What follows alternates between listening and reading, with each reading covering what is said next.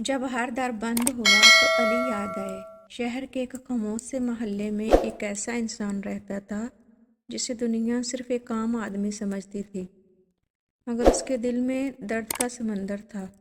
وہ دن نکلنے سے پہلے کام پر جاتا اور رات گئے تھکا ہارا واپس لوٹتا، مگر پھر بھی گھر کی حالت بہتر نہ ہو سکی۔ قرض، بے روزگاری، بچوں کی بھوکی آنکھیں اور بیوی کی خاموش دعائیں، یہ سب اس کے دل پر بوجھ بن چکے۔ وہ اکثر سوچتا، یا اللہ، آخر کب یہ اندھیرا ختم ہوگا؟ ایک دن کام سے واپسی پر اسے خبر ملی کہ جس جگہ وہ مزدوری کرتا تھا وہاں اب کام ختم ہو چکا ہے۔ یہ خبر سن کر اس کے قدم کانپنے لگے۔ گھر کیسے چلے گا؟ بچوں کو کیا کھلائے گا؟ قرض دینے والوں کو کیا جواب دے گا؟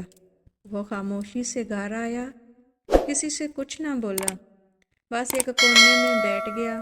رات کا وقت تھا، سب سو چکے تھے،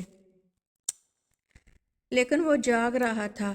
اندھیرے کمرے میں اس نے ہاتھ اٹھائے اور پہلی بار دل کی گہرائی سے رو پڑا۔ آنسو گرتے رہے، سانسیں رک رک کر چلتی رہیں، اور زبان پر صرف ایک ہی نام تھا، یا علی مدد۔ وہ بولا، یا علی، میں نے لوگوں کے دروازے کھٹکھٹائے، ہر جگہ سے مایوسی ملی، اب میرے پاس صرف آپ کا در ہے۔ اس رات وہ بہت دیر تک روتا رہا اور آخر کار آنکھ لگ گئی۔ صبح جب وہ اٹھا تو دل میں عجیب سا سکون تھا۔ حالانکہ مسئلے وہی تھے، لیکن دل مطمئن تھا، جیسے کسی نے کہہ دیا ہو، ڈر مت، میں ہوں۔ وہ حسب معمول کام کی تلاش میں نکلا۔ راستے میں ایک مسجد کے پاس رک گیا۔ وہاں ایک بزرگ بیٹھے تھے، چہرے پر نور اور آنکھوں میں شفقت۔ بزرگ نے اسے غور سے دیکھا اور کہا، بیٹا، بوجھ لگ رہے ہو، دل کا حال کیا ہے؟ اس نے ساری کہانی سنا دی۔ بزرگ خاموشی سے سنتے رہے، پھر مسکرا کر بولے، جس نے علی کو یاد کر لیا اسے کسی اور سہارے کی ضرورت نہیں رہتی۔